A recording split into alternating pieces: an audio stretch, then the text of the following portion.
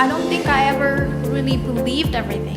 And I realized that quite a few of the things didn't hold water. The actual religions were man-made from wherever. God? Who's God? What's God? I think skepticism really is the first step. Scientific zest and zeal for the real world. That was it. I was an atheist from then on. I'll be darned if I didn't have an ESP experience at the end of it.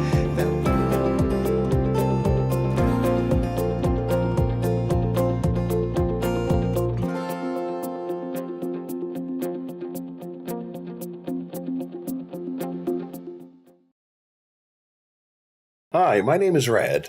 Hi, I'm Susan, and this is our friend Marty, who will be telling us about his road to atheism. Hello. Hello, Susan. How are you, Marty?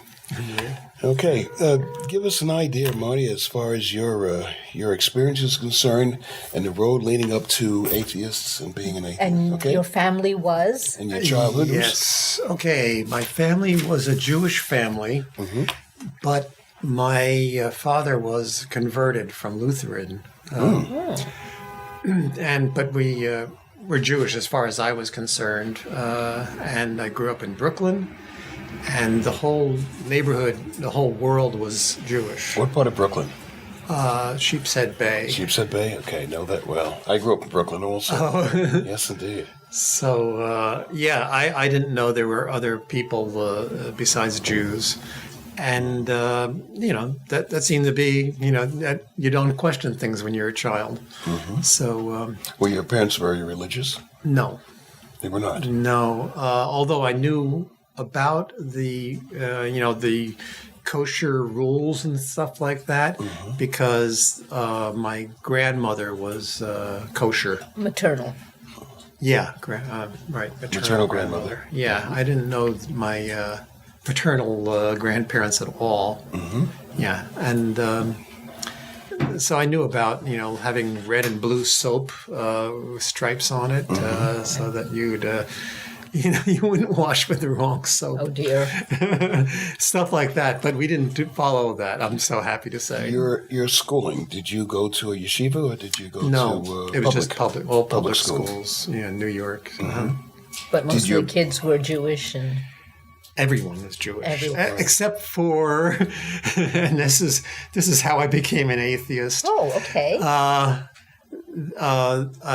was walking home from school one day, and there was a little kid next to me who I didn't know, but I don't know how I got into a conversation about it, but he said that he had a picture of God. And I said, no, that's impossible. No one's ever seen God. And I don't know where I picked that up from, but then he took out a book, and sure enough, on the first page there was this, picture of Jesus, and it just said, that's God. And then, like, immediately there is my epiphany. How can we both be right about this? And that was it. I was an atheist from then on. I was 5 years old. 5 years old? Wow. Yeah. Oh, that's very, very interesting. I was a 10. My I God. would say I was around 8, 9, or 10 also. But that's very interesting. So from that point on, did you tell your parents about your epiphany? And so then I don't know whether it's that day or the next day. Our family was really close. We all lived in the same neighborhood. And my uncle had a store that his business. And it was either that day or the next day. I walked into the store and I just said to anyone who was around, I said, "There is no God." And you didn't get dessert that night, right?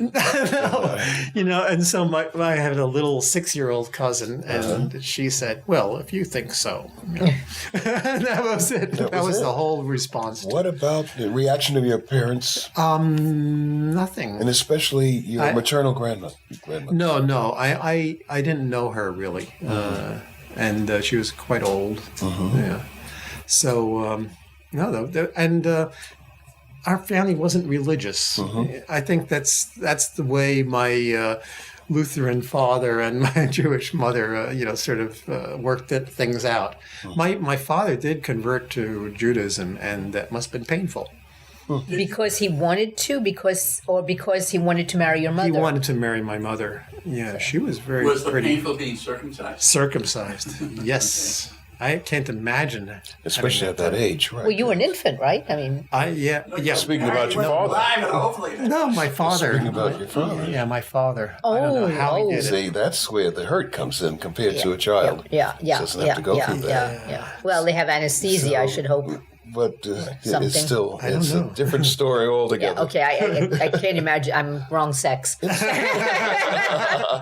In schooling, what was the influence of your schooling as far as logic and science is concerned? Does science have anything to do? Okay. It just furthered my disbelief in God. I was really interested in science, and like even now, I've subscribed to Scientific American my entire life, and I read it cover to cover. From evolution up to astronomy. Yeah, everything. And I have a master's degree in mathematics, and I think of the world in mathematical terms. I That's have good. my own theories of things. That's what I like to hear. Well, I would say my main theory is sort of a belief in chaos. That chaos and the mathematical definition of it, which is like between randomness and determinism, we have chaos. Right. And chaos is like, that's where life is. Exactly. In the universe. That's evolution right there. Everything in the universe depends on chaos. That's right. Like the stars are a very chaotic thing because, Look at the numbers. In the Milky Way, you have between 200 to 400 billion stars. Okay. And when you have that many, in addition, we're finding planets now, approximately 1.6 planets per star. Right. Do the math. Just in the last 20 years, though, because This is before the that, we suspected there were planets out there. From but we had 1995. no proof. 1995 They all have on. moons. Okay. Not all of them. Yeah. 1995 on is when we found these planets. And that started a big thing.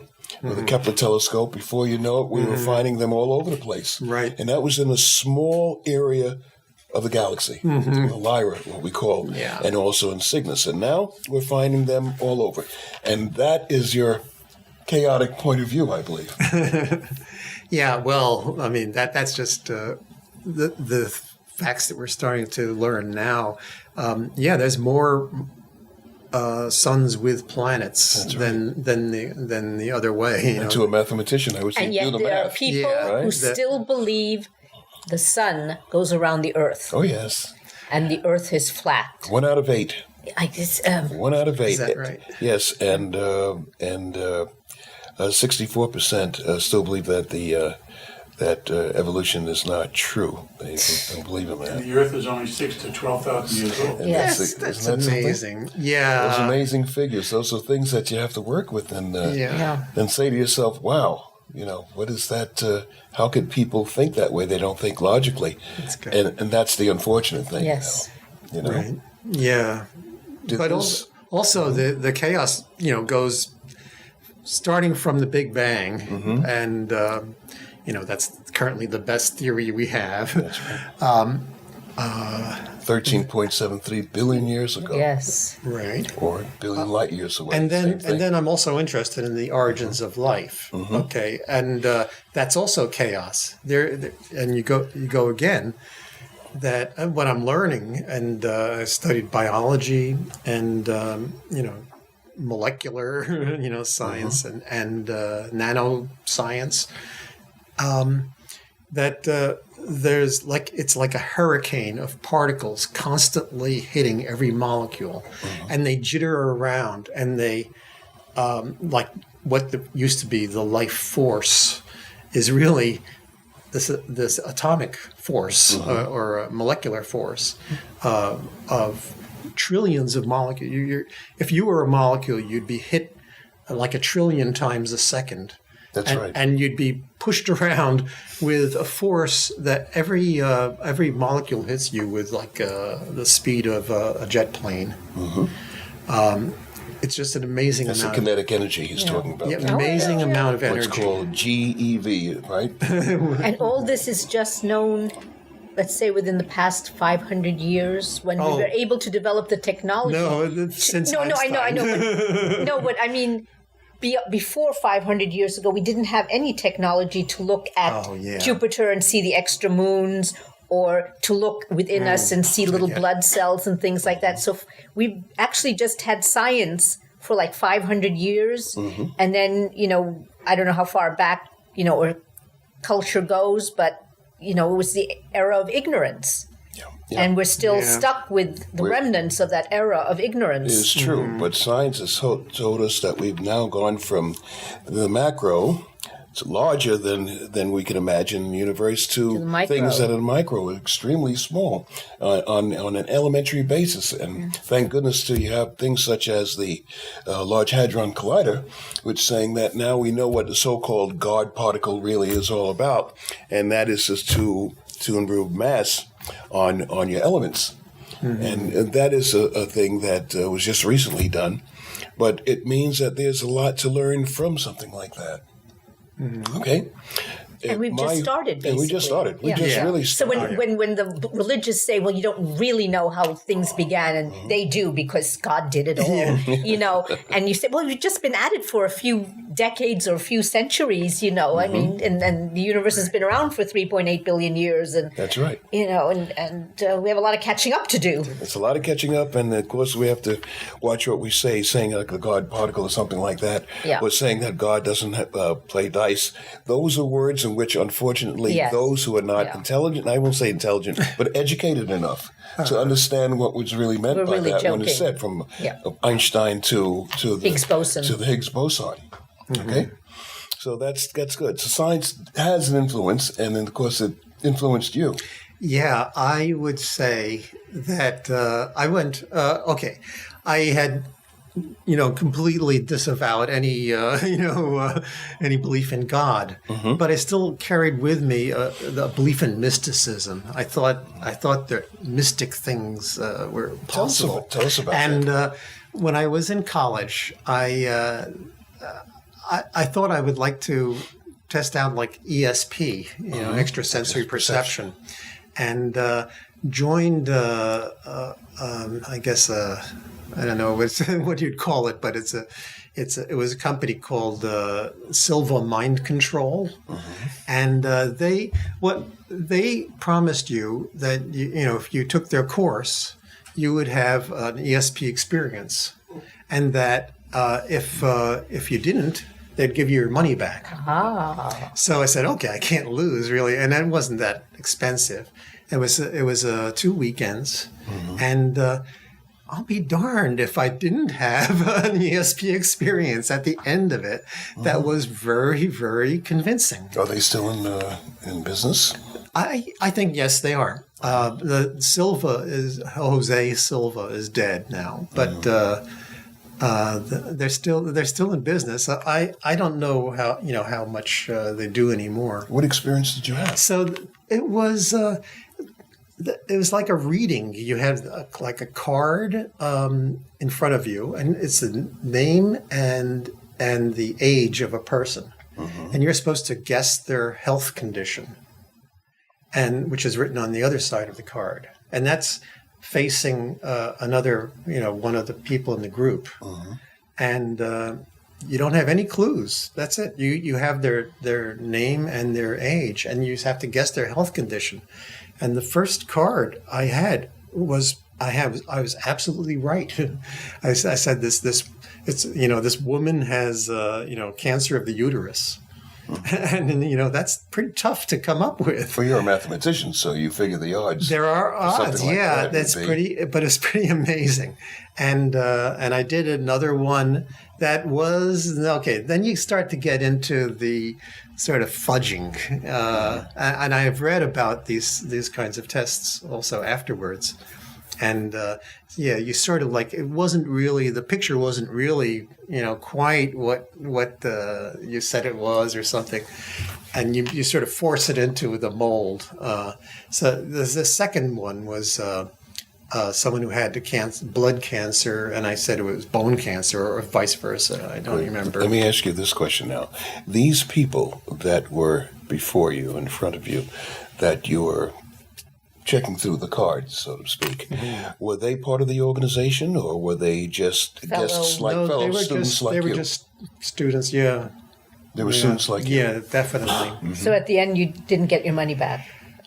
Right, because I did have, and the third one, there was a third card, and I couldn't figure out, I just tried to picture it. You're supposed to like look at an X-ray in your mind or something like that. It was all mental imaging. That's what it was about. And I couldn't see anything wrong with this person. And then the person on the other side of the table said, "Oh, I just wanted to test to see if there was anything wrong with this friend of mine." So the card was someone who didn't have any health problems. So that was pretty interesting. Did the reverse work on you? Did somebody check you out to find out if you might have had some particular condition that they had to guess? No, they didn't do that. But then after that, I had some other things that were very strange coincidences. It was also like a friend of mine said my parents are having an anniversary, and I said, "Oh, how long have they been married?" And he said, "Well, I'll beam it to you," because we were talking about extrasensory perception. I'll beam it to you. And he did, and I immediately got an image of like a neon sign saying 20, and I said 20, and he said, "Yeah, that's it." Very interesting. So that was kind of. I was doing several of these things, and I also at another a meeting of like a meditation type group. I was talking to someone about ESP, and I said, he said, "Could you transmit to me I said, I'll test you, and I'll transmit to you a part of the body," and it was like right knee, okay, and he guessed it. Oh, he didn't think he guessed it. He said, I can't pick up anything, this isn't working," and I said, "Okay, well you try it on me. And you think of a part of the body, and I'll try to guess it." And he guessed. He said, "Right knee." So you feel this now? There's some truth to this, or well, no. Well, we still don't know everything about the universe. Do they train you in that? Yes. No. So well, I decided I know what this is all about. That one I knew what it was about because my eye flicked to my right knee when I talked to him, and I think that's all we need for communication between people. I think we are really sensitive to Clever Hans. Other people's brains. What's going on in other people's brains? Okay, in atheism, how do you feel that reflects in your mind? Wow. I don't know. To me, atheism is like the absence of something. It's not. It's the absence of theism. Yeah. Atheism. That's basically like I don't even think. Right now, it was important for me to get rid of this mysticism. Yes. Also, well, the blasphemy challenge. I did something like that. On my own, which is basically using a holy book as toilet paper. And I said, it was like, this is it. I'm taking something that other people think is sacred, and I'm saying this is not sacred. That takes a good deal of willpower for Yeah. depending on your background and experience that you may have had. It was really important because I was getting obsessed with it, mysticism. Yes. Yeah, so I just had to stop it. How would you recommend to the audience out there who are watching this, if they are in something like that too, how would you recommend them getting out of that type of situation? What moves, what broad stroke of movement would you say works, do you think would work for them, has worked for you? Well, that was it for me. That stopped. That was like cold turkey right there. Mm-hmm. I said, this is gonna. If anything makes me go to hell, this will.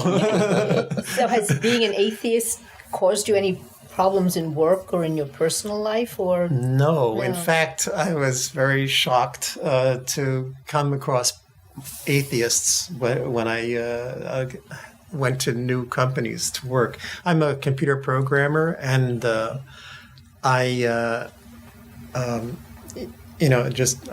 was I going to say? I've been consulting a lot, and I've had like 30 jobs in my lifetime. And very surprisingly, there's quite a few atheists at work, and especially very highly trained, skilled people. well, they're you'll taught find logic and a things lot like Logic that, is very important to them. You'll find a lot more atheists I think so, among yeah. the professional people. Have you found any deeply religious people among Those near professionals. Yeah. I don't think so. Yes. So you've been fortunate. No, I mean, I know that there are people who are religious, and I don't offend them.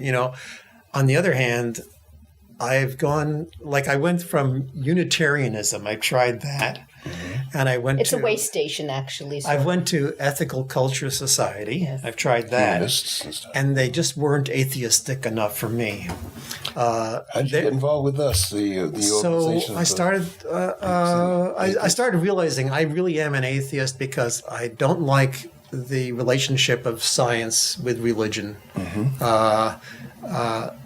And I've read some disclaimers about that, or trying to debunk the idea that religion and science are fighting against each other.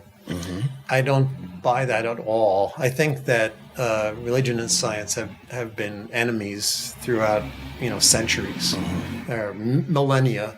Right. I really think so. Well, at least for the past 500 years, Galileo and Copernicus and all those poor people.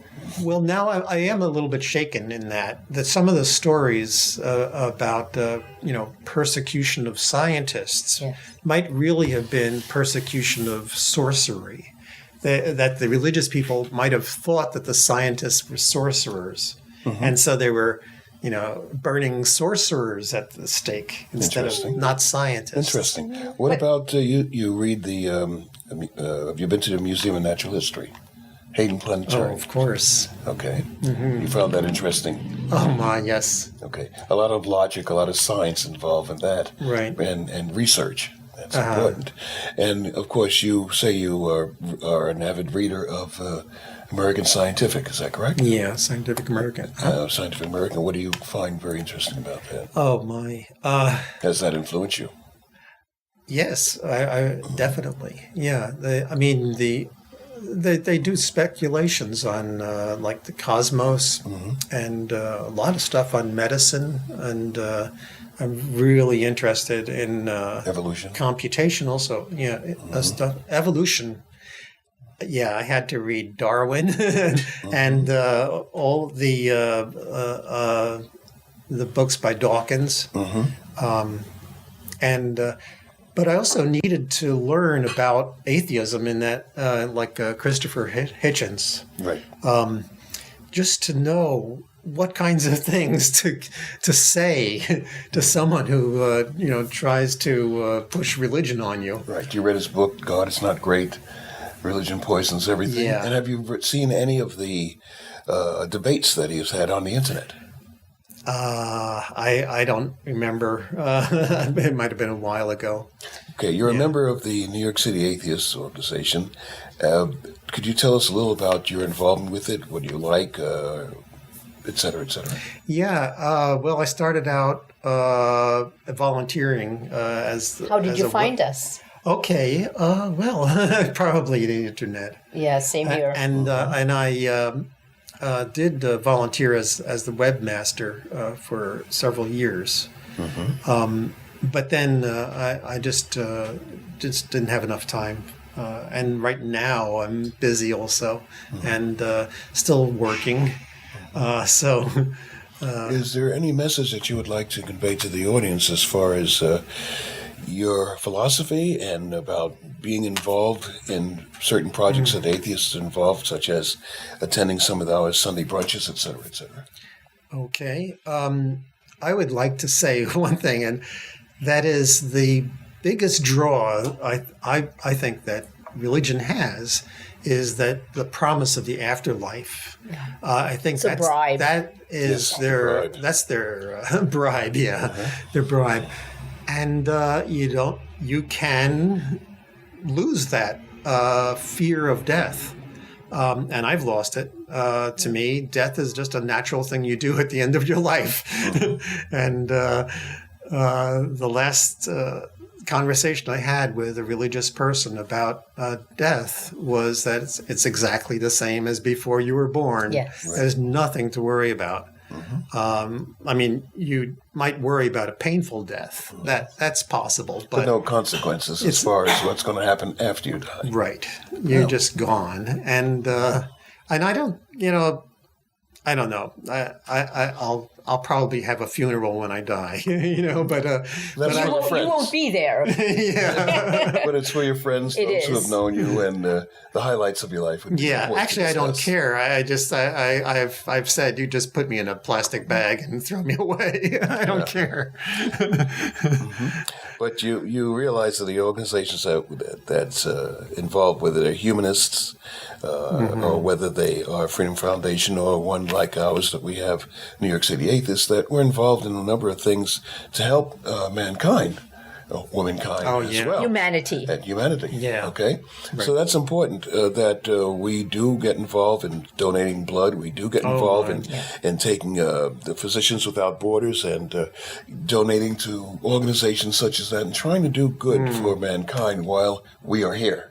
I have my Gallon Club card on me. That's something for Yes. blood. That's very because good. I've donated many gallons of blood. Congratulations. Very good. Well, listen, congratulations. We certainly appreciate that. And thank you very much for being with us. You're welcome. Okay. And Thank Susan, you. Thank you. Yes. Okay.